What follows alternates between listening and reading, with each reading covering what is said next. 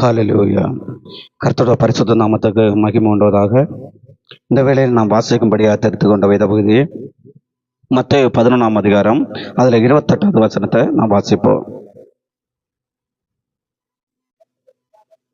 வருத்தப்பட்டு பாரம் சுமக்கிறவர்களே, நீங்கள் எல்லோரும் என்னிடத்தில் வாருங்கள், நான் உங்களுக்கு இளைப்பாறுதல் தருவேன். இந்த நாள்லையும் ஆண்டவர் நமக்கு என்ன தருவார்? இயேசு சொல்லுகிறார், நான் உங்களுக்கு தருவேன் என்று சொல்லுகிறார்.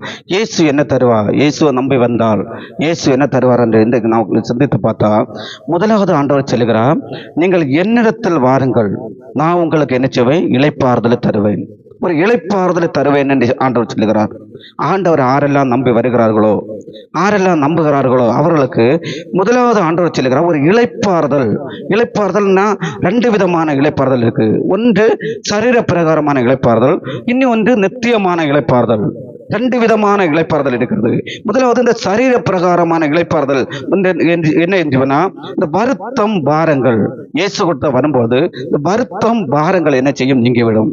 ஆண்டவர் சில வருத்தப்பட்டு பாரம் சுமக்கிறவர்களை இன்றைக்கு பாருங்கள், ஒவ்வொரு ஆட்களை பார்க்கும்போது பலவிதமான வருத்தங்கள், பலவிதமான பாரங்கள், பலவிதமான துக்கங்கள்ல ஜனங்கள் இருக்கிறத பார்க்கிறோம். இந்த இயேசுவை நம்பி வரும்போது, இந்த இயேசுவை நாம் முழு இருதயத்தோடு நம்ப வேண்டும். முழு இருதயத்தோடு நாம் நம்பி வரும்பொழுது என்ன செய்கிறாச்சுன்னா, இந்த வருத்தங்கள் மாறும், பாரங்கள் மாறும், துக்கங்கள் மாறும், கவலைகள் மாறும், நம்முடைய கண்ணீர்கள் மாறும். பாருங்கள், அவர் ஒரு எதெல்லாத்தையும் மாற்றி என்ன செய்வார்ச்சுன்னா ஒரு இளைப்பாறுதலை தருகிற தெய்வமாக இருக்கிறார். இது நாம ஏதோ வேதத்திலிருந்து வாசித்து பார்த்து உங்கள்கிட்ட சொல்லுகிறது இல்லை. இது என்னோட வாழ்க்கையில் நான் அனுபவித்து செல்லுகிற ஒரு காரியமாக இருக்கிறது. என்னுடைய வாழ்க்கையில பாருங்கள், நானும் என்ன செய்கிறேன், இந்த இயேசுவை ஏற்றுக்கொள்வதற்கு முன்பு, இந்த இயேசுவை நம்புவதற்கு முன்பு பலவிதமான வருத்தங்கள், பாரங்கள், கவலைகள், துக்கங்களோடு தான் வாழ்ந்து கொண்டிருந்தேன்.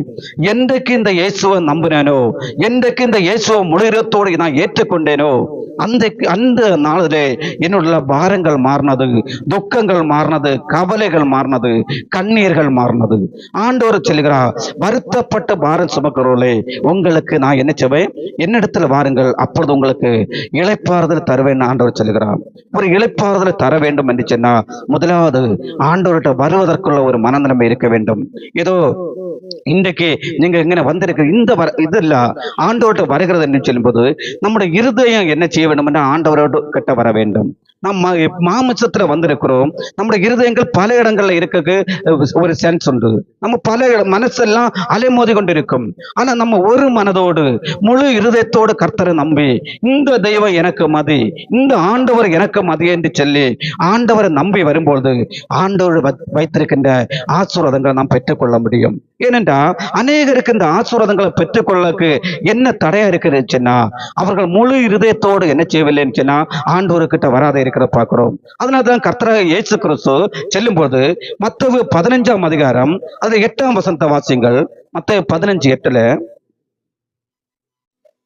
இந்த ஜனங்கள் தாங்கள் வாயினால் என்னிடத்தில் சேர்ந்து தாங்கள் உதடுகளினால் என்னை கனம் பண்ணுகிறார்கள், அவர்கள் இருதயமோ எனக்கு தூரமாக விலகி இருக்கிறது என்று ஆண்டு சொல்கிறார். என்ன செய்ய? ஜனங்கள் வருகிறார்கள், ஆராதனைக்கு வருகிறார்கள், ஜபிக்க வருகிறார்கள், துதிக்க வருகிறார்கள். ஆனா ஜனங்கள் என்ன வாயினால தான் தேவனிடம் சேருகிறார்கள்.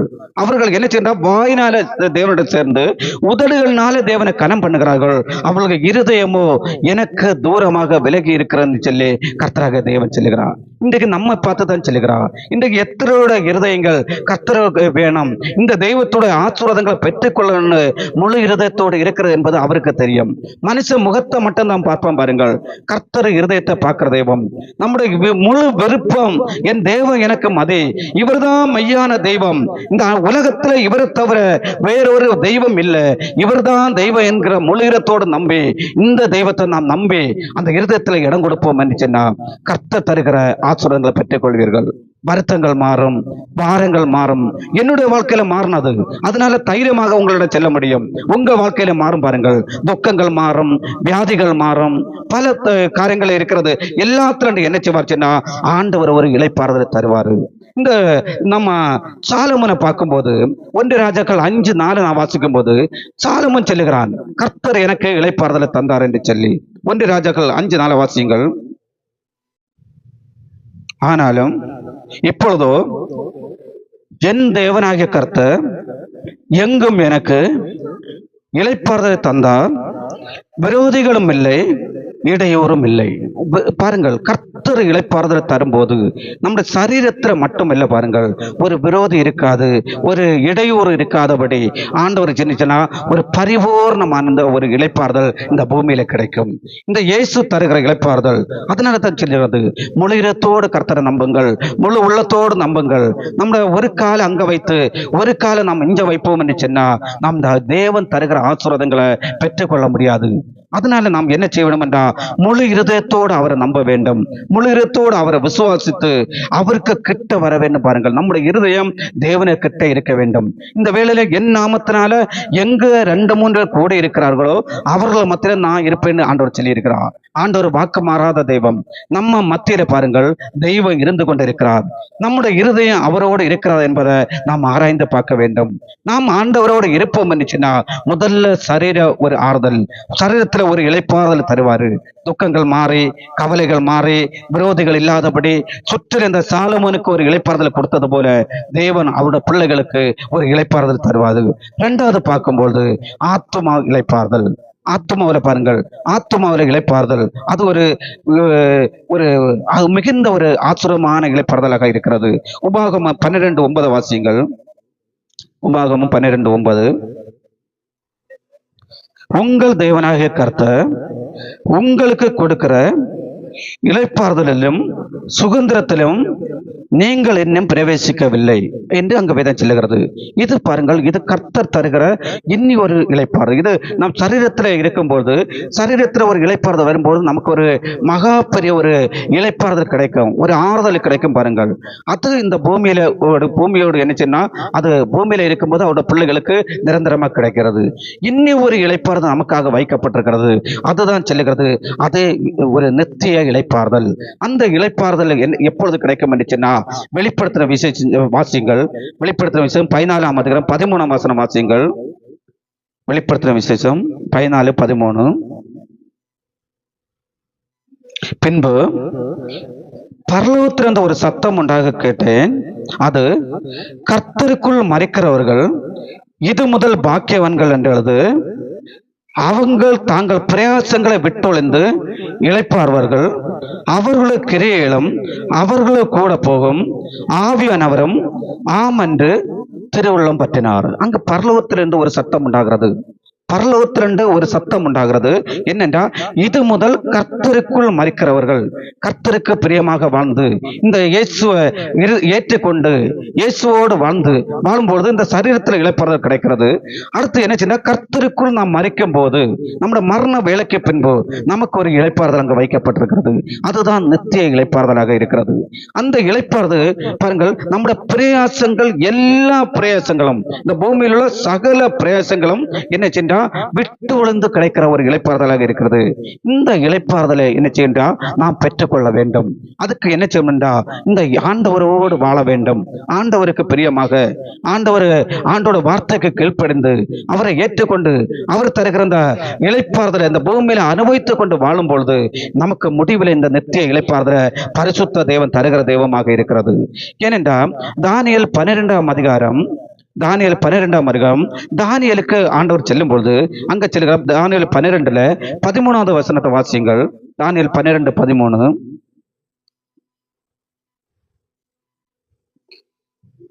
நீயோ என்றால் முடிவு வருமட்டும் போயிரு, நீ இளைப்பாறை கொண்டிருந்து நாட்களின் முடிவிலே உன் சுதந்திர வீதத்துக்கு எழுந்திருப்பாய். அங்க செல்லப்படுகிற பாருங்கள், என்ன செய்ய, தானியேலுக்கு ஆண்டவர் சொல்லுகிறார், நீ என்ன செய்வாய், உனக்கு ஓட்டம் முடிந்தாச்சு, நீ என்ன செய்வ, நீ போயிரு, நீ இளைப்பாறை கொண்டிரு. இந்த பூமியில இருந்து போகும்போது அவருடைய பிள்ளைகள் என்ன செய்வார்கள், இளைப்பாறை கொண்டிருப்பார்கள், இளைப்பாறை கொண்டிருப்பார்கள் வேதம் சொல்லுகிறது. இந்த பூமியிலிருந்து நாம் கண்ணை மூடும் போது நாம் எங்க போவோம்னா ஒரு இளைப்பாறுதல்ல போவோம். அதே போல ஒரு ஐஸ்வர்யவான், ஒரு லாசரு கதை நாம் வேதத்துல இருக்கிறது. அதை பார்க்கும்போது அந்த ஐஸ்வர்யவான் என்ன செய்யறான், இந்த பூமியில மரித்த உடனே அவன் வேதனை உள்ள இடத்துக்கு போனான் என்று சொல்கிறது. அவன் அக்கினி ஜுவலையில என்ன செய்யறான், வேதனைப்பட்டு கொண்டு என்ன செய்யறான், ஒரு சொட்டு தண்ணீருக்காக என்ன செய்யறான், லாசரு ஆண்டவரை ஒரு தண்ணீர்ல ஒரு விரல தொட்டு என் நாவை குளிர பண்ணும் என்று சொல்லி அவன் கெஞ்சுகிறத பார்க்கிறோம். அது என்ன செய்யறதுன்னா, ஆண்டவர் கிறிஸ்து இல்லாத மறிக்கிறவர்களுக்கு எங்க போறச்சுன்னா அந்த வேதனை உள்ள இடத்துக்கு போவார்கள். கிறிஸ்துவுக்குள் மறிக்கிறவர்கள், இந்த தானியேலு தன்னுடைய இளைப்பாறை கொண்டிருந்தது போல, இந்த தானியேலுக்கு ஆண்டவர் கொடுத்த இளைப்பாறுதலை போல அவருடைய பிள்ளைகள் நினைச்சவார்ச்சுன்னா இளைப்பாறை கொண்டிருப்பார்கள். கர்த்தரோட வருகை வரை இளைப்பாறுவார்கள். அதுக்கு பின்பு நமக்காக வச்சிருக்கிற அந்த சுதந்திரத்தை அனுபவிக்கும்படி நான் எழுந்திருப்போம். முதலாவது என்ன செய்ய வேண்டியதுன்னா, ஆண்டவரை நம்புகிறவர்களுக்கு சரீரத்தில் இளைப்பாறுதல், அடுத்து மட்டுமல்ல ஒரு நித்திய இளைப்பாறுதல். மரித்தாலும் நமக்கு ஒரு இளைப்பாறுதல் இருக்கிறது. கர்த்தர் நாம் இந்த தெய்வத்தை, இந்த சர்வத்தை உண்டாக்குன தெய்வத்தை, வானத்தையும் பூமியையும் வார்த்தையினால உண்டாக்குன தெய்வத்தை நான் நம்பாத விசுவாசிக்காத நான் இருப்போம் என்று சொன்னா நமக்கு இந்த இளைப்பாறுதல் கிடைக்காது. பாருங்கள், அந்த ஐஸ்வர்யவான் ஒரு சொட்டு தண்ணீருக்காக அக்கினி ஜுவலையிலே வேதனைப்படுகிறேன் என்று கரைந்தது போல நமக்கு ஒரு கண்ணீரின் இடம் தான் கிடைக்கும். அதனால என்ன செய்ய வேண்டும் என்றா, இந்த இளைப்பாறுதல் பிரவேசிக்க நான் ஜாக்கிரதையா இருக்க வேண்டும் என்று சொல்லி எபிரேயர்ல சொல்லப்படுது. எபிரேயர் 4ஆம் அதிகாரம் 11ஆம் வசனத்தை வாசிங்கள். எபிரேயர் 4ஆம் அதிகாரம் 11ஆம் வசனம். ஆகையால் அந்த திருஷ்டாந்தத்தின்படி ஒருவனாகிலும் கீழ்ப்படியாமையினால விழுந்து போகாதபடிக்கு நாம் இந்த இளைப்பாறுதல் பிரவேசிக்க ஜாக்கிரதையா இருக்க வேண்டும் என்று ஆண்டவர் சொல்லுகிறார். நமக்கு ஒரு இளைப்பாறுதல் வரப்போகிறது. இந்த பூமியில ஆண்டவர் அவர் பிள்ளைகளுக்கு தந்திருக்கிறாரு. அது எந்த மனுஷரை எடுத்துக்கொள்ள முடியாத, எந்த துக்கம் எடுத்துக்கொள்ள முடியாத ஒரு இளைப்பாறுதல் தருகிறாரு. அது மட்டுமில்ல, பாருங்கள், இன்னி ஒரு இளைப்பாறுதல் அவர் வைத்திருக்கு. அதுதான் நித்திய இளைப்பாறுதல். அந்த இளைப்பாறுதலை அநேகர் என்ன செய்வார்ச்சுன்னா, தேவனுடைய வார்த்தைக்கு கீழ்ப்படியாதபடி விழுந்து போவார்கள் வேதம் சொல்லுகிறது. நாம் விழுந்து போகாதபடி, நாம் இந்த கீழ்ப்படியில ஒருவன் இந்த கீழ்ப்படியாமையினால விழுந்து போவார்னு வேதம் சொல்லுகிறது. நாம் கீழ்ப்படியாமையினால விழுந்து போகாதபடி இந்த நாட்கள் ஆண்டோட வார்த்தைக்கு கீழ்ப்படிந்து அந்த இளைப்பாறுதலை பிரவேசிப்பதற்கு நம்ம என்ன செய்ய வேண்டும், ஒரு ஆயத்தமுடையவர்களாக வாழ வேண்டும். அப்படியாக முதலாவது ஆண்டவர் தருகிறது ஒரு இளைப்பாறுதலை தருகிறாரு. யாருக்கு என்ன சொன்னா, அவரை நம்பி அவர்கிட்ட வருகிற அவருடைய பிள்ளைகளுக்கு. இரண்டாவது அவர் என்ன தருகிறான்னு சொன்னா, நம் யோவான் 14:27 வாசியுங்கள். சமாதானத்தை உங்களுக்கு வைத்து போகிறேன், என்னுடைய சமாதானத்தை உங்களுக்கு கொடுக்கிறேன். உலகம் கொடுக்கிற பிரகாரம் நான் உங்களுக்கு கொடுக்கறதில்லை. உங்கள் இருதயம் கலங்காமலும் பயப்படாமலும் இருப்பதாக. ஆண்டவர் இரண்டாவது தருகிறது அவருடைய சமாதானத்தை தருகிறார். அவரை நம்பும் போது இந்த உலகத்துல நம்ம பெற்றோர்கள் தருகிற சமாதானம் இல்லை. ஒரு பிள்ளைக்கு ஒரு பெற்றோர்கள் சில சமாதானங்களை கொடுப்பார்கள். அந்த பிள்ளைக்கு பிடித்த போல சில காரியங்களை செய்யும் போது அந்த பிள்ளைக்கு ஒரு சமாதானம் வரும். அது 5 நாள் தான் நிற்கும். பாருங்கள், அதுபோக நமக்கு இந்த உலகத்துல நண்பர்கள் சில சமாதானங்கள் தருவார்கள். அது கொஞ்சம் நேரங்கள் நிற்கும், கொஞ்சம் நாட்கள் அல்லது சில நாட்கள் நிற்கும். ஒரு சின்ன காரியங்கள் வரும்போது அந்த நண்பர்கள் நம்ம கைவிட்டு போவார்கள். அப்படிதான் பாருங்கள், நம்ம கடந்து வந்த பாதங்களை பார்க்கும்போது எத்தனையோ சிநேகிதர்கள் நமக்கு இருந்திருப்பார்கள், எத்தனையோ நண்பர்கள் இருந்திருப்பார்கள். இன்றைக்கு பாருங்கள் நமக்கு எத்தனை பேர் இருக்கிறார்கள். அதில் எல்லா உறவுகளும் எல்லாம் தருகிறது ஒரு அனித்தியமான என்ன செய்யறச்சுன்னா ஒரு சமாதானத்தை தரும். ஆனா ஆண்டவர் தருகிறார் என்ன செய்யா, அவருடைய சமாதானத்தை தருவேன் என்று சொல்லுகிறார். அவருடைய சமாதானத்தை உங்களுக்கு வைத்து போகிறேன், என்னுடைய சமாதானத்தை உங்களுக்கு வைத்து போகிறேன். இந்த உலகம் கொடுக்கிற பிரகாரம் நான் உங்களுக்கு கொடுக்கறதில்லை. உங்கள் இருதயம் கலங்கவும் வேண்டாம், பயப்படவும் வேண்டாம். நம்முடைய இருதயத்தில் கலங்காதபடி, நம்முடைய இருதயம் பயப்படாதபடி வாழ்வதற்கு அந்த சமாதானம் வேண்டும். பாருங்கள், அந்த சமாதானத்தை இந்த இயேசு கிட்ட வரும்போது இந்த இயேசு தருகிறவராக இருக்கிறாரு.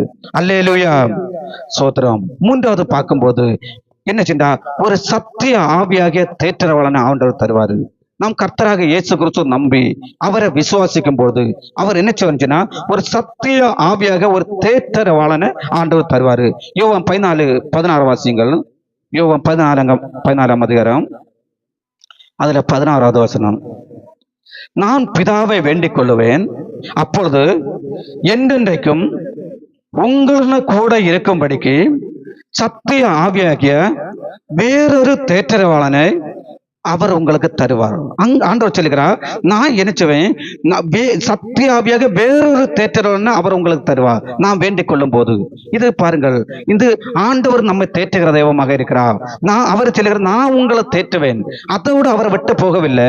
நம்ம என்ன செய்ய வேண்டும், நமக்கு ஒரு பெருமை வரக்கூடாது, நமக்கு ஆறுமில்லைங்கிற ஒரு நினைப்பு வரக்கூடாது என்பதற்காக இன்னும் என்னாலும் நம்ம கூட இருக்கும்படியாக, நமக்குள்ள இருக்கும்படியாக ஒரு சத்திய ஆவியாகிய ஒரு தேற்றவாளனை பரிசுத்த தேவன் தருகிறதா இருக்கிறாரு. அவரை நம்பும் போது, அவரை ஏற்றுக்கொள்ளும் போது, அவரை விசுவாசம் உள்ளவர்கள், அவரை ஏற்றுக்கொள்வர்கள் எத்தனை பேர்களோ அத்தனை பேர்களும் அவருடைய பிள்ளைகளாக மாறுகிறார்கள்.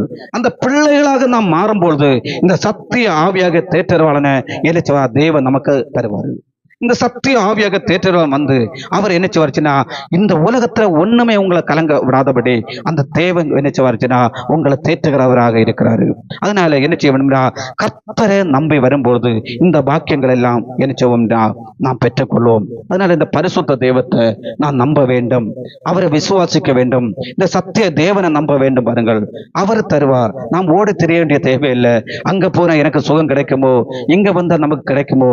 சத்திய ஆவியான நமக்குள்ள இருக்கும் பொழுது அவர் சகல சத்தியத்துக்குள்ள நடத்தி நமக்கு சுகத்தை தருவாரு, பலனை தருவாரு, எல்லாத்தையும் தரக்க அவர் வல்லவராக இருக்கிறாரு. அவர் உங்களை தேற்றுகிற தெய்வமாக இருக்கிறாரு. தேற்றுவார். பாருங்கள், ஒரு தாய் தன் பிள்ளையை தேற்றுகிறது போல நான் உங்களை தேற்றுவேன் ஆண்டவர் சொல்லுகிறாரு.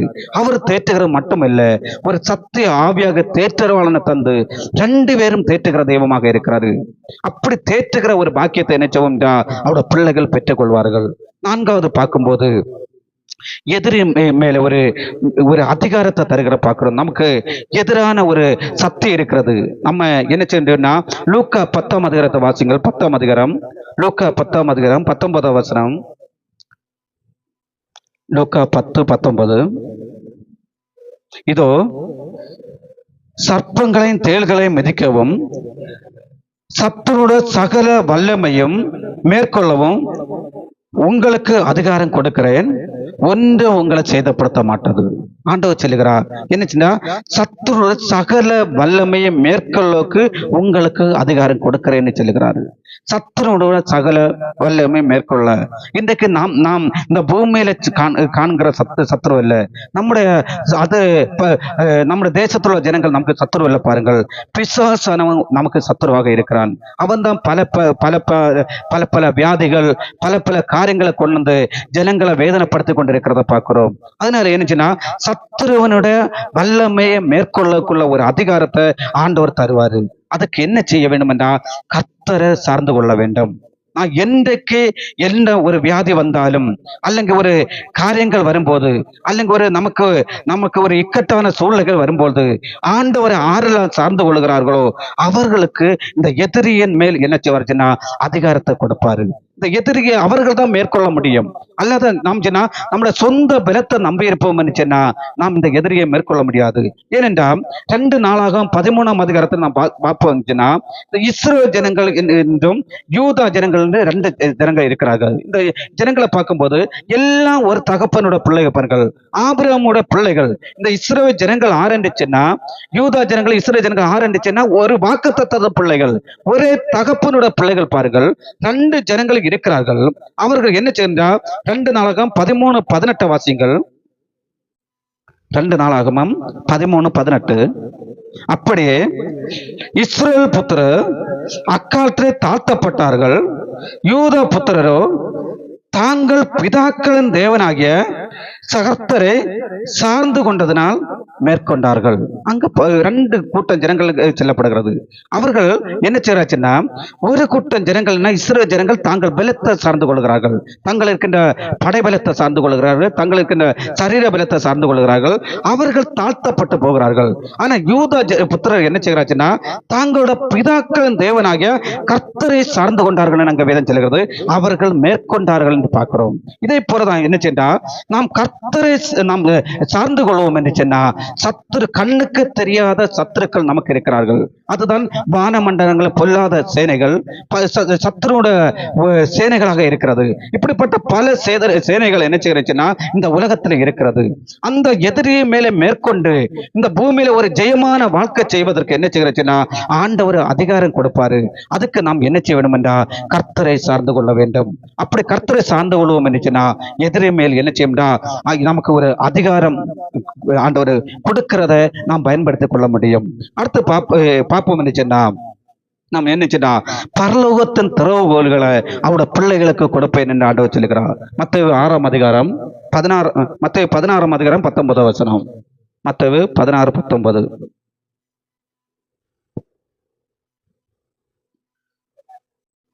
பரலோக ராஜ்யத்தின் திறவுகோல்களை நான் உனக்கு தருவேன். பூலோகத்துல நீ கட்டுகிறது எதுவோ அது பரலோகத்திலும் கட்டப்பட்டிருக்கும். பூலோகத்துல நீர் கட்டவிழ்ப்பது எதுவோ அது பரலோகத்திலும் கட்டவிழ்க்கப்பட்டிருக்கும். நாம் கர்த்தரை நம்பி இந்த தேவனுடைய பலத்தை பெற்றுக்கொண்டு கர்த்தருக்குள்ள நாம் வாழும்போது என்ன முதலாவது நாம் பார்த்தோம், ஒரு இளைப்பாறுதல் தருவாரு, அடுத்த சமாதானத்தை தருவாரு, நமக்கு ஒரு பரிசுத்த ஆவியாக தேற்றவாளனை தருவாரு, எதிரி மேல் நமக்கு ஒரு அதிகாரத்தை தரும்போது நாம் என்ன செய்வோம்னா ஆண்டவர் சீசர்களாக மாறுவோம்.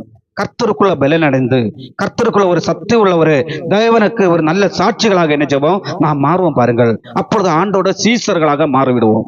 அப்படி மாறும்பொழுது என்ன சொல்றா பரலோகத்தின் திறவுகோல்களை ஆண்டவர் என்ன சொல்றா அவரோட சீசர்கள்ட்ட கொடுப்பாரு, அவரோட பிள்ளைகளுக்கு கரத்துல கொடுப்பாரு. எதற்காக என்ன எப்படி என்ன நரகத்துக்கு போகிற ஜனங்களை கிறிஸ்துவ அண்டை கொண்டு வருவதற்கு, அந்த பரலோக ராஜ்யத்தை அவர்களை என்ன செய்ய வேண்டும் பிரவேசிக்க பண்ணுவதற்கு என்ன செய்கிறாச்சுன்னா இந்த பரலோகத்தின் திறவுகோல்களை ஆண்டவர் அவரோட பிள்ளைகளை கொடுக்கிற பார்க்கிறோம். இந்த பரலோகத்தின் திறவுகோல்களை ஒரு நாட்கள் என்ன செய்யறா வேத பாரகர் பரிசேயர் என்பவர்கள் வைத்திருந்தார்கள்.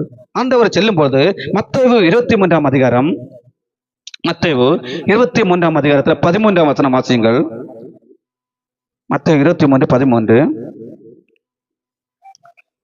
மாயக்காரராக வேத பாரகரே பரிசேயரே உங்களுக்கு ஐயோ, மனுஷர் பிரவேசியாத படிக்கு பரலோக ராஜ்யத்தை பூட்டி போடுகிறீர்கள். நீங்களும் அது பிரவேசிக்கிறதும் இல்லை, பிரவேசிக்க போகிறதும் இல்லை, பிரவேசிக்க விடுகிறதும் இல்லை. ஆண்டவர் சொல்லுகிறார் அந்த பரலோகத்தின் திறவுகோல்களை எதற்கு தருகிறான்னு சொன்னா பரலோகத்துல போக்கு ஜனங்களை என்ன செய்ய வேண்டும் என்றால் அந்த பரலோகத்துல ஏற்றிவிட வேண்டும். இந்த தேவ சத்தியங்களை சொல்லி இந்த பரிசேயர் சதுசேயர் என்ன செய்கிறாச்சுன்னா தாங்கள் தவிர ஒருத்தம் கூட இந்த பரலோக ராஜ்யத்துல போகக்கூடாது என்பதற்காக என்ன செய்கிறாச்சுன்னா இதை பூட்டி வைத்துக் கொண்டிருந்தார்கள். இன்றைக்கு அநேக சபைகளை பார்க்கும்போது அநேக ஊழியக்காரர்கள் இந்த பரலோக ராஜ்யத்தை குறித்து நமக்கு இப்படிப்பட்ட ஒரு பரலோகம் இருக்கிறது, அந்த பரலோகத்துக்குள்ள நாம் போக வேண்டும், அதுக்கு எப்படி வாழ வேண்டும் என்பதை குறித்து சொல்லிக் கொடுக்க மாட்டாரு பாருங்கள். எம்மக்குரிய காரியங்களை இந்த பூமியில ஆடம்பரமாக எப்படி வாழ முடியும், இந்த பூமியை எப்படி அனுபவிக்க முடியும், இந்த உலகத்தை எப்படி அனுபவிக்க முடியும் என்பதை குறித்து அநேக ஊழியக்காரர்கள் இன்றைக்கும் அப்படி சொல்லிக் கொடுக்கிறார்கள். இந்த பரலோகத்தை பூட்டி போட்டுக்கொண்டு என்ன செய்கிறாச்சுன்னா இம்மைக்குரிய காரியங்களை மட்டும் சொல்லிக் கொடுத்து ஜனங்களை வஞ்சிக்கிறத பார்க்கிறோம். ஏனென்றா இந்த பூமி வாழ்க்கை நமக்கு கொஞ்ச நாட்கள், இந்த நம்ம இருக்கிற எல்லாம் 40, 50, 60, 70 வயசுலாம் கடந்தவர்கள். இனி நமக்கு வாழ்க்கையில கொஞ்சம் நாட்கள் தான் தந்திருக்காண்டவர். இந்த கொஞ்சம் நாட்கள்ல என்ன செய்ய வேண்டும்னா நாம் பரலோக ராஜ்யத்துல பிரவேசிக்க வேண்டும். 5 வருஷம் 10 வருஷம் வாழ்ந்து கொண்டு இந்த நரகத்துல போவதற்காக ஆண்டவர் நம்ம தெரிந்து கொள்ளவில்லை, இந்த இடத்துல அழைத்து கொண்டு வரவில்லை. நாம் எங்க போக வேண்டும் என்று ஆண்டவர் விரும்புகிறாச்சுன்னா இந்த பரலோக ராஜ்யத்துல போக வேண்டும். இந்த பரலோக ராஜ்யத்துல நீங்கள் போக வேண்டும் என்பதற்கு தான் பரலோகத்தின் தேவன் உங்களை கொண்டு வந்திருக்கிறது. எதற்காக இருந்துச்சுன்னா இந்த வார்த்தைகளை கேட்க வேண்டும், ஆண்டவரை நீங்கள் விசுவாசிக்க வேண்டும், அவரை ஏற்றுக்கொள்ள வேண்டும், ஆண்டவர்கள் பிள்ளைகளாக மாறி அந்த பரலோக ராஜ்யத்தில் பிரவேசிக்க வேண்டும் என்பதற்காக பரலோகத்தின் தேவன் உங்கள் மேல் நேசித்து உங்கள் மேல அன்பு வைத்து இந்த இடத்துல கொண்டு வந்திருக்கிறாரு. அவரு என்ன செய்யணும்னா இதே போல இன்னி அநேகரை கொண்டு வருவதற்கு உங்களுக்கு இந்த பரலோகத்தின் திறவுகோலை என்ன செய்வாரு ஆண்டவர் தருவாரு. நீங்கள் என்ன செய்ய வேண்டும் என்றா உங்களுக்கு ஆண்டவர் செய்த நன்மைகளை மற்றவர்களுக்கு சொல்லி எனக்கு ஒரு சமாதானமான வாழ்க்கை தந்தாரு. ஆண்டவரை நான் ஏற்றுக்கொண்ட பிறகு அவர் எனக்கு என்ன செய்தாருன்னா ஆண்டவர் எனக்கு ஒரு இளைப்பாறுதலை தந்தாரு, ஆண்டவர் எனக்கு என்ன ஒரு சமாதானத்தை தந்தாரு, ஆண்டவர் எனக்கு ஒரு தேற்றவாளனை தந்து என்னை தேற்றிக் கொண்டிருக்கிறாரு, ஆண்டவர் எனக்கு ஒரு நல்ல வாழ்க்கை வாக்கை தந்திருக்கிறார் சொல்லி ஆண்டவரை சாட்சித்து அநேகர் இந்த பரலோக ராஜ்யத்துல என்ன செய்ய வேண்டும் நடத்துவதற்காக ஆண்டவர் என்ன சொன்னா இந்த பரலோகத்தின் திறவுகோலை ஆண்டவர் என்ன செய்யறார் தருகிற தெய்வமாக இருக்கிறார். அதனால நாம் என்ன செய்யணும் என்றா இந்த ஆண்டவரோட சீசர்களா மாற வேண்டும். ஆண்டவரை விசுவாசித்து ஆண்டவரோட சீசர்களா மாறி நாம் ஒரு வச்சு நினைக்கலாம் நமக்கு என்ன ஞானம் இருக்கிறது, நான் எப்படி இந்த வேதத்தை சொல்லுவதற்கு. ஆண்டவர் பாருங்கள் நம்ம என்ன சென்றா ஆண்டவர் சொல்லுகிறார், அவர் சொல்லுகிறார் என்னென்றா வாக்கு ஞானத்தை அவர் தருவேன்னு சொல்லுகிறார். லூக்கா 21 15 வசனம் வாசியுங்கள். லூக்கா 21:15. உங்களை விரோதிக்கிறவர்கள் ஒருவனும் எதிர் பேசவும் எதிர் நிற்கவும் கூடாத வாக்கையும் ஞானத்தையும் நான் உங்களுக்கு தருவேன். ஆண்டவர் சொல்லுகிறார் வாக்கைய ஞானத்தை என்ன செய்வேன்னா ஆண்டவர் பிள்ளைகளுக்கு தருவாரு. நாம் இந்த ஆண்டவர் கிட்ட வரும்பொழுது இந்த பரலோகத்தின் திறவுகோலை தந்து கொண்டு வாக்கைய ஞானத்தை தருவாரு. எப்படி என்றா நரகத்துக்கு போய் கொண்டிருக்கின்ற ஜனங்களை கிறிஸ்துவ அண்டை கொண்டு வருவதற்கு அவர் வாக்கு ஞானத்தை தருவாரு. நாம் நினைக்கலாம் இது ஒரு ஊழியக்கார செய்ய வேண்டிய வேலை அல்லவா, ஒரு ஊழியக்கார செய்வதல்லவா. ஆனா இல்ல பாருங்கள், இந்த பரலோகத்தில் இந்த வாக்கு ஞானத்தையும் அவருடைய பிள்ளைகள் எல்லாரையும் அவர் ஒன்று போல நேசிக்கிறார், எல்லாருக்கும் தருகிற தேவனாக இருக்கிறார். ஸ்தேவா என்கிற ஒரு மனுஷன் இருந்தால் அப்போஸ்தலர் 6ஆம் அதிகாரம் எடுத்துக்கொள்ளும் போது அங்க என்னன்னா ஸ்தேவான் என்கிற ஒரு மனுஷன் இருக்கிறான் பாருங்கள். அவன் ஒரு பந்தி விசாரிப்புக்காரன். இந்த ஏழைகள் திக்கற்றவர்கள் அன்னைக்கு உள்ள சபையில் உள்ள ஜனங்களுக்கு என்னன்னா ஆயிரக்கணக்கான ஜனங்களுக்கு இருப்பார்கள். அவர்களுக்கு கிளியராக என்ன செய்ய வேண்டும், ஆகாரங்கள் எல்லாம் கொடுக்கிறார்களா, அவர்களுக்கு ஆகாரங்கள் எல்லாம் கிளியரா கிடைக்கிறதா, எல்லாம் கிளியரா நடக்கிறதா என்பதை விசாரிப்பதற்காக தெரிந்து கொண்டப்பட்டவன் இந்த ஸ்தேவான். அவன் என்ன செய்கிறான் சொன்னா இந்த இயேசு அவன் பிரசங்கித்ததை பார்க்கிறோம். இந்த இயேசுவை குறித்து அவன் ஜனங்கள் மத்தியில ஒரு திட சாட்சியாக நின்றான். அவன் அப்போஸ்தலர் 6:10 சொல்லுகிறது, அவன் பேசுற ஞானத்தையும் ஆவியை எதிர்த்து நிற்க அவர்களாமை கூடாமல் இருந்தது. பரிசேயர்கள் வேத பாரகர்கள் வேதத்தை கரைத்து கொடுத்தவர்கள் அவன் ஒரு தர்க்கித்தார்கள் பாருங்கள். அவன் பாருங்கள் இயேசுதான் மெய்யான தெய்வம் என்பதை அவர்கள் மற்ற நிரூபித்து ஒரு நல்ல சாட்சியாக நின்றான். அப்போஸ்தலர் 6:10 வாசியுங்கள். அவன் பேசுற ஞானத்தையும் ஆவியையும் எதிர்த்து நிற்க அவர்களாமல் கூடாமல் போயிட்டு அந்த தேவன் ஞானத்தையும் வாக்கைய ஞானத்தை என்ன செய்வார்னா ஆண்டவர் தருகிற தெய்வமாக இருக்கிறார். ஒவ்வொருவருக்கும் நம் அற்பமாக எண்ணப்பட்டவர்களை தேவன் தூக்கி வைத்து அழகு பார்க்கிற தெய்வமாக இருக்கிறது. உங்களை கொண்டும் அநேகரை ரட்சிக்க தேவன் சித்தமாக இருக்கிறாரு. நாம் என்ன செய்ய வேண்டும் என்றால் ஆண்டவர் வாக்கு ஞானத்தை தருவாரு. நாம் முதலாவது தேவனை முழுத்தோடு நம்பி இந்த தேவனோடு உறவாடுகிற ஒரு பாக்கியத்தை நாம் பெற்றுக்கொள்ள வேண்டும். அப்படி பெற்றுக்கொள்வோம் என்று சொன்னா இந்த வாக்கு ஞானத்தை தருவாரு, பரலோகத்தின் திறவுகோல்களை தருவாரு. ஆண்டவரோடு வாழுகிற அந்த உன்னத பாக்கியம் நமக்காக காத்து கொண்டிருக்கிறது. நான் அடுத்து என்ன சொன்னா ஒரு மகிமையை தருவார் என்று பார்க்கிறோம். இந்த பூமியில நாம் கர்த்தர் வாக்கு இந்த சித்தங்களை செய்யும் போது ஒரு மகிமையை தருகிற தெய்வமாக இருக்கிறது. யோவான் 17ஆம் அதிகாரத்தில் வாசிப்போம் என்று சொன்னா 17:22 வாசியுங்கள். யோவான் 17:22. நாம் ஒன்றாய் இருக்கிறது போல அவர்களும் ஒன்றாய் இருக்கும்படி நீர் எனக்கு தந்த மகிமையை நான் அவர்களுக்கு கொடுத்தேன். ஆண்டவர் சொல்கிறார் பிதாவாக தேவன் கொடுத்த மகிமையை அவருடைய பிள்ளைகளுக்கு அவர் கொடுக்கிறார். அதே மகிமையை கொடுக்கிற பாருங்கள். அவர்கள் பிதாவாக தேவன் இயேசு கிறிஸ்து பரிசுத்தவாகிய தேவன் மூன்றும் ஒன்றாக இருக்கிறது போல அவருடைய பிள்ளைகள் ஒன்றாக இருக்கும்படி அவர் அந்த மகிமையை அவருடைய பிள்ளைகளுக்கு கொடுக்கிறார். இப்படி பாருங்கள், எல்லா மகிமையும் ஆண்டவர் கொடுத்து என்ன சொன்னா ஆண்டவர் நடத்துகிற தெய்வமாக இருக்கிறார். அடுத்து என்ன சொன்னா நமக்கு ஒரு நித்திய ஜீவனை தருகிற தெய்வமாக இருக்கிறார். நித்திய ஜீவனை தருவார். ஆண்டவரை நம்பும் போது ஆண்டவரை விசுவாசிக்கும் போது ஒரு நித்திய ஜீவன் அவருடைய பிள்ளைகளுக்காக இருக்கிறது. யோவான் 10ஆம் அதிகாரத்தை நாம் வாசிப்போம் என்றால் யோவான் 10:28 வசனம் வாசியுங்கள். யோவான் 10:28. நான் அவைகளுக்கு நித்திய ஜீவனை கொடுக்கிறேன், அவைகள் ஒரு காலம் கெட்டு போவதில்லை, ஒருவனும் அவைகளை என் கையிலிருந்து பறித்து கொள்வதும் இல்லை. ஆண்டவர் சொல்கிறார் அவரு நம்பி வருகிற அவருடைய பிள்ளைகளுக்கு யாருக்கு அவர் நித்திய ஜீவனை கொடுப்பார் என்று சொன்னா யாரெல்லாம் அவரை நம்பி ஒரு ஆடுகள் ஒரு மேய்ப்பனை பின்பற்றுகிறது போல யாரெல்லாம் இந்த கர்த்தராகிய இயேசுவை பின்பற்றுகிறார்களோ அவர்களுக்கு பாருங்கள். அதுக்கு முந்தின வசனம் பாருங்க 27 வாசியுங்கள்.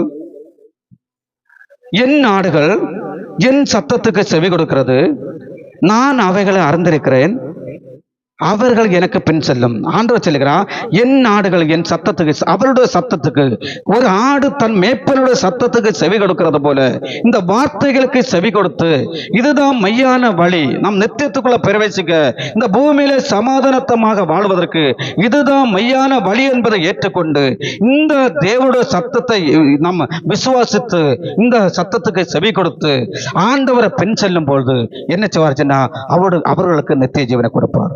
இந்த தேவன் ஒருத்தர்கிட்ட பட்சபாதம் பார்க்கிற தேவன் இல்ல, மனுஷனை போல முகத்தை பார்க்கிற தேவன் இல்ல. பாருங்கள், அவர் நம்பி அவரை வருகிறவர்களுக்கு அவரை என்ன செய்ய செவி கொடுத்து, அவருடைய சத்தத்துக்கு செவி கொடுத்து அவரை பின்பற்றுகிறவர்களுக்கு என்ன செய்வார்னா நித்திய ஜீவனை கொடுப்பார் என்று சொல்கிறார். 1 யோவான் 2ஆம் அதிகாரத்துல 25ஆம் வசனத்தை வாசிங்கள். 1 யோவான் 2:25.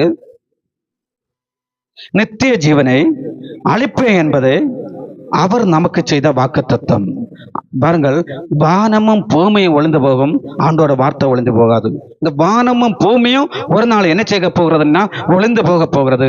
ஆண்டோட வார்த்தை என்ன செய்யணும்னா ஒளிந்து போகாது. அவருடைய பிள்ளைகளுக்கு ஒரு வாக்குத்தத்தம் பண்ணுகிறாரு, நித்திய ஜீவனை நான் உங்களுக்கு தருவேன், நித்திய ஜீவனை உங்களுக்கு அளிப்பேன்னு சொல்லி ஆண்டவர் வாக்குத்தத்தம் பண்ணியிருக்கிற. பாருங்கள், அந்த வாக்குத்தத்தம் சத்தியமாக நிறைவேறும், அது நித்தியமாக இருக்கிறது. அந்த வார்த்தை நித்தியமாக நிறைவேறும். நாம் என்ன செய்ய வேண்டும் என்றால் ஆண்டவருடைய சத்தத்துக்கு செவி கொடுத்து அவரை பின்பற்ற வேண்டும். அப்படி பின்பற்றுவோம் என்று சொன்னா அவரு என்ன சொன்னா நித்திய ஜீவனை தருவாரு. நித்திய ஜீவனை தருவது மட்டுமில்ல, கடைசியாக பார்க்கும்போது அவருடைய ராஜ்யத்துல ஒரு பங்கு அவருடைய பிள்ளைகளுக்கு தருகிறத பார்க்கிறோம். அவர் பாருங்கள், லூக்கா 22ஆம் அதிகாரம் 29ஆம் வசனம் வாசியுங்கள். லூக்கா 22:29. ஆகையால் என் பிதா எனக்கு ஒரு ராஜ்யத்தை ஏற்படுத்துறது போல நானும் உங்களுக்கு ஏற்படுத்துகிறேன். ஆண்டவர் சொல்லுகிறார், என் பிதா எனக்கு ஒரு ராஜ்யத்தை ஏற்படுத்தினாரு, அதே போல நானும் என்ன செய்கிறேன், உங்களுக்கு ஒரு ராஜ்யத்தை ஏற்படுத்துகிறேன். அந்த ராஜ்யத்துல என்ன செய்வார்னா நமக்காக ஒரு ராஜ்யத்தை ஏற்படுத்தி அந்த ராஜ்யத்திலே பங்கு தருகிறவர்களாக இருக்கிறார்கள். இயேசுவை பின்பற்றினா என்ன கிடைக்கும், இந்த இயேசுவை பின்பற்றினா நமக்கு என்ன கிடைக்கும் என்பதை ஆண்டவர் சொல்லுகிறார். அவருடைய ராஜ்யத்துல ஒரு பங்கு நமக்கு கிடைக்கும். பாருங்கள், யோவான் நாம் இருக்கும்போது யோவான்ல 14ஆம் அதிகாரம் 2-3 வசனங்கள் வாசியுங்கள். யோவான் 14:2-3. என் பிதாவின் வீட்டில் அநேக வாசஸ்தலங்கள் உண்டு, அப்படி இல்லாதிருந்தா நான் உங்களுக்கு சொல்லி இருப்பேன். ஒரு ஸ்தலத்தை உங்களுக்காக ஆயத்தம் பண்ண போகிறேன். நான் போய் உங்களுக்காக ஸ்தலத்தை ஆயத்தம் பண்ண பின்பு நான் இருக்கிற இடத்துல நீங்களும் இருக்கும்படி நான் மறுபடியும் வந்து உங்களை என்னிடத்தில் சேர்த்துக் கொள்வேன் என்று சொல்லுகிறாரு. பாருங்கள், பிதாவும் வீட்டில் அநேக வாசஸ்தலங்கள் இருக்கிறதாம். ஒரு ஸ்தலத்தை அவரோட பிள்ளைகளுக்காக ஆயத்தம் பண்ணுகிறாரு. அவரோட பிள்ளைகளுக்காக ஒரு ஸ்தலத்தை ஆண்டவர் ஆயத்தம் பண்ணுகிறாரு. ஆயத்தம் பண்ணின பின்பு அந்த இடத்துல நம்மளை கொண்டு போய் சேர்ப்பதற்கு, கூட்டு கொண்டு போவதற்கு கர்த்தராகிய இயேசு கிறிஸ்து என்ன செய்கிறார், வரப்போகிறாரு.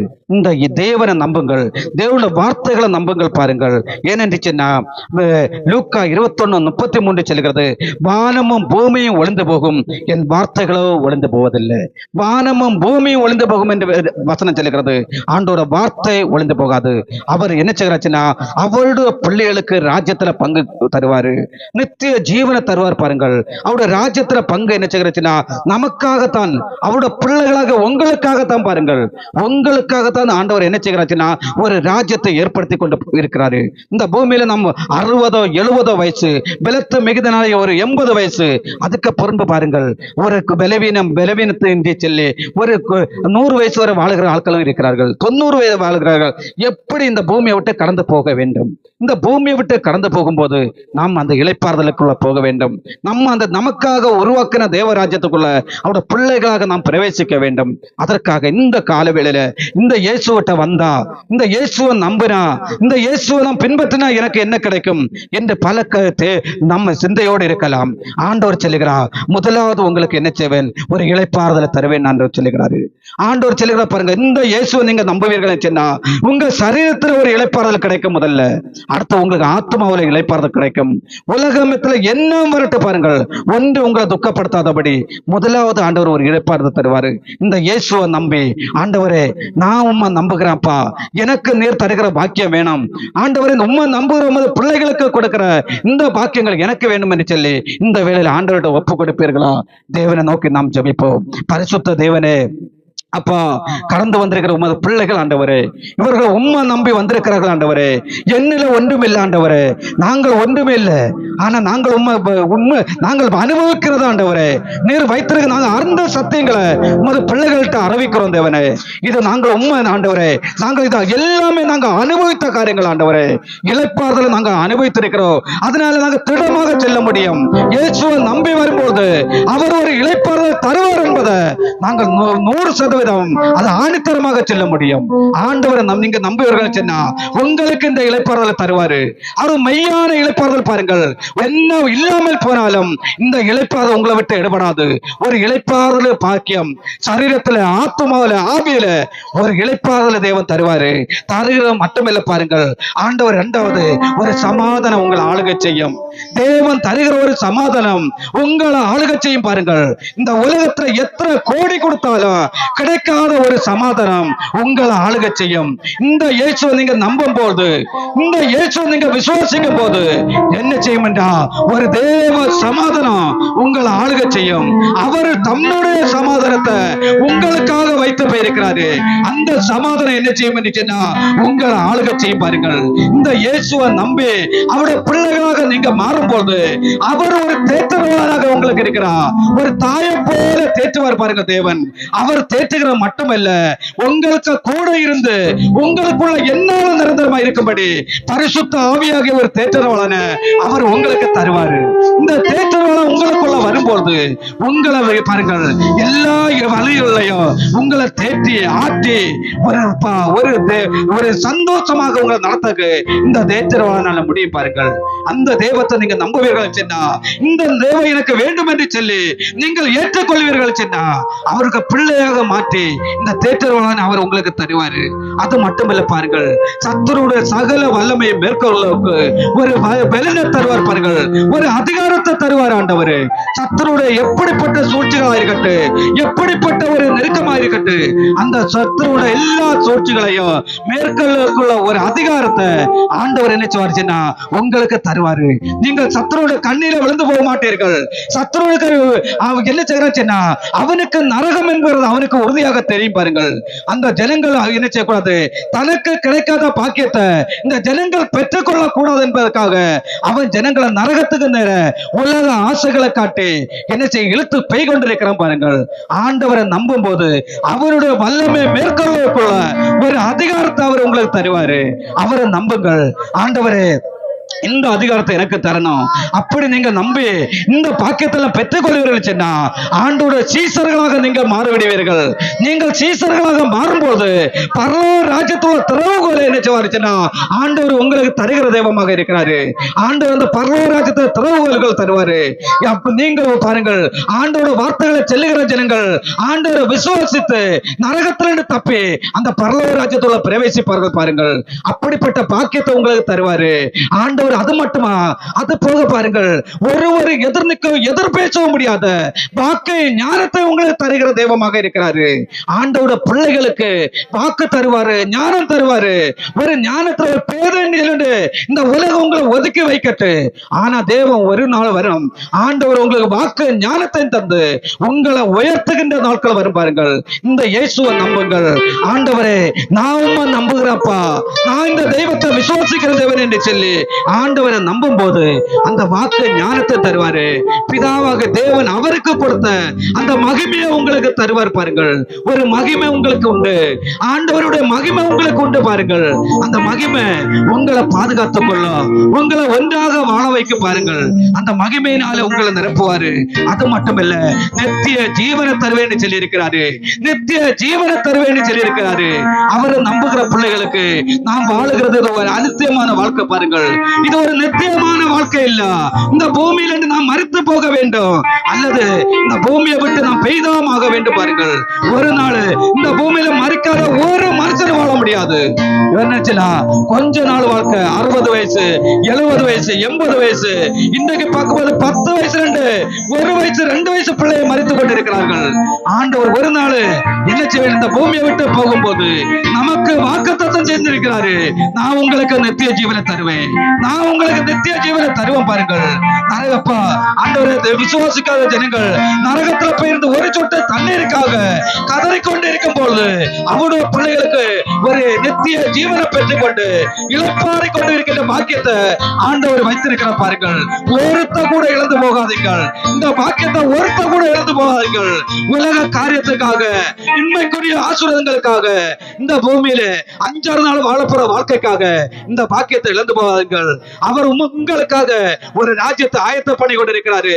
உங்களுக்காக பாருங்கள், உங்களை கொண்டு அந்த ராஜ்யத்தில் சேர்ப்பதற்காக இந்த பூமியில 60 வயசு 30 வயசு வாழக்கில்ல 1000 ஆண்டுகளாக அவருக்கு மடியில ஒரு செல்ல பிள்ளைகளை போல அவருக்கு மடியில இருந்து அவரோடு கூட ஆளுகை செய்வதற்காக ஆண்டவர் என்ன செய்கிறாச்சுன்னா அவருக்கு உங்களுக்காக ஒரு ராஜ்யத்தை ஏற்படுத்துகிறாரு. ஒரு தகப்ப ஒரு பிள்ளைக்கு ஒரு வீடை வைத்து அந்த பிள்ளைக்கு ஒரு அழகா பார்த்து ஒரு வீடை வைக்கிறது போல ஆண்டவர் என்ன செய்கிறாச்சுன்னா உங்களுக்காக ஒரு ராஜ்யத்தை ஆயத்தம் பண்ணுகிறாரு. அதுதான் வேதம் சொல்கிறது. நம்முடைய குடியிருப்பு பரலோகத்தில் இருக்கிறது. அங்க இருந்து கர்த்தராகிய கிறிஸ்துவின் இரட்சகர் வர நாம் எதிர்பார்த்து கொண்டிருக்கிறோம் என்று சொல்லி பரிசுத்தவான்கள் அவர் சொல்லுகிறத பார்க்கிறோம். தேவா நம்ம பூமியும் ஒளிந்து போகும், தேவனுடைய வார்த்தை ஒளிந்து போகாது. இந்த தெய்வத்தை நம்பி இந்த வேளையில இயேசுவை நாம ஏற்றுக்கொள்கிறேன், நாம நம்புகிற ஆண்டவரை சொல்லி மொழியிடத்தோடு நம்புங்கள். ஆண்டவரு முகத்தை பார்த்து ஏமாற மாட்டாரு, முகத்தை பார்த்து என்ன செய்ய மாட்டாரு, ஆண்டவர் ஏமாந்து போக மாட்டார் பாருங்கள். அதனால தான் ஆண்டவர் சொல்கிறாரு, உதடுகள்னால தேவனிட்ட என்ன செய்ய வேண்டாம், நாம் நெருங்க வேண்டாம், உதடுகள்னால வேண்டாம், ஆண்டவருடைய வார்த்தையினால கனம் பண்ண வேண்டாம். நம்முடைய உள்ளம் தூரமாக இருக்கக்கூடாது. நம்ம உள்ளத்தை ஆண்டவருக்கு நேராக்குங்கள், நம்முடைய இருதயத்தை அவருக்கு நேராக்குங்கள். ஆண்டவரை நோக்கி பாருங்கள். ஆண்டவரே என்னுடைய இருதயத்தை உமக்கு ஒப்பு கொடுக்கிறப்பா, ஆண்டவர் இருதயத்தில் ஆழத்தில் கேளுங்கள். ஆண்டவரை என்னுடைய பிள்ளையாக மாற்றும், நீ சர்வ வல்லமை உள்ள தேவன் என்பதை நான் விசுவாசிக்கிற தேவன் என்று சொல்லி இந்த ஆண்டவரை நீங்கள் நம்பி விசுவாசிங்கள்.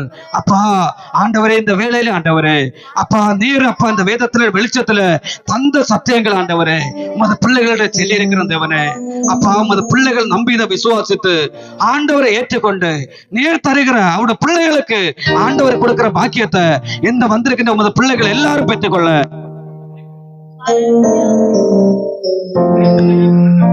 ஆமென். கட்டின வீடும் நிலம் பொருளும் கண்டிடும் ஊற்றார் உறவினரும், கட்டின வீடும் நிலம் பொருளும் கண்டிடும் ஊற்றார் உறவினரும், உறவிற்கு உண்ணாவி போனால் உறவுண்டோடு வருவதில்லை, வருவாய் தருணமிதுவே அழைக்கிறாய் வல்லாண்டவரின் சுவட்டை, வல்லாண்டவரின் சுவட்டை அழகுமாயை நிலைத்திடாதே, அது நம்பாதே மயக்கிடுமே, அழகுமாயை நிலைத்திடாதே, அது நம்பாதே மயக்கிடுமே,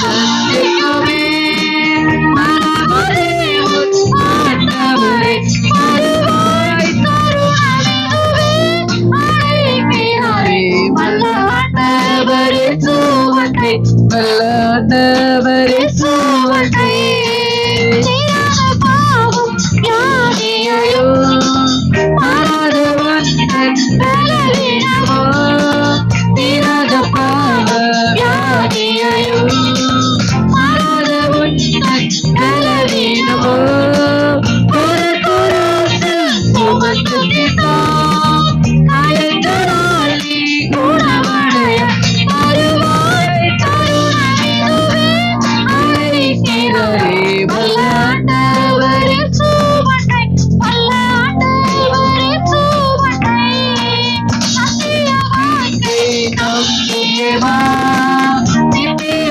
ஜீவன் உனக்களிப்பா, சத்திய வாக்கை நம்பியே வா, நித்திய ஜீவன்